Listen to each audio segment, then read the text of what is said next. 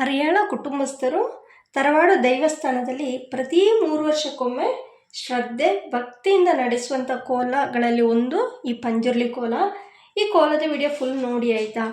ನೋಡಿದವರೆಲ್ಲರಿಗೂ ಶ್ರೀ ಪಂಜುರ್ಲಿ ದೈವದ ಆಶೀರ್ವಾದ ಸಿಕ್ಕಲಿ. ಹಾಗೆ ಪಂಜುರ್ಲಿ ಪದದ ಅರ್ಥ ಗೊತ್ತಾ ನಿಮಗೆ?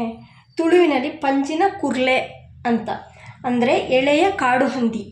ಈ ಪಂಜುರ್ಲಿ ದೈವ ತುಂಬ ಕಾರಣಿಕ ದೈವ. ಭಕ್ತರ ಬೇಡಿಕೆಯನ್ನು ಸುಲಭವಾಗಿ ಈಡೇರಿಸಿ ಕುಟುಂಬ ಮತ್ತು ಊರಿನ ಸಂರಕ್ಷಕರಾಗಿ ಭಕ್ತರ ಬೇಡಿಕೆಯನ್ನು ಈಡೇರಿಸ್ತಾರೆ.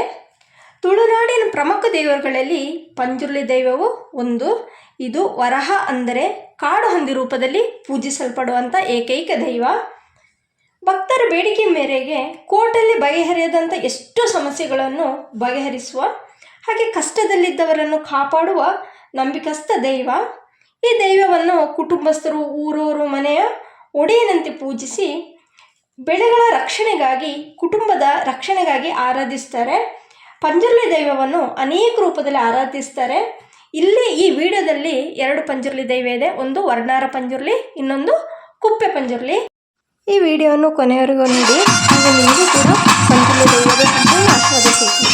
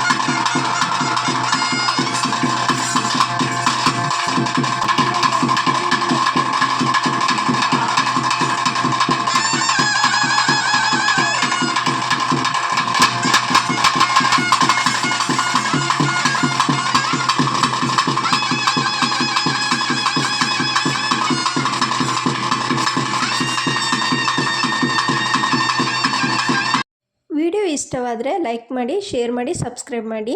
Thank you.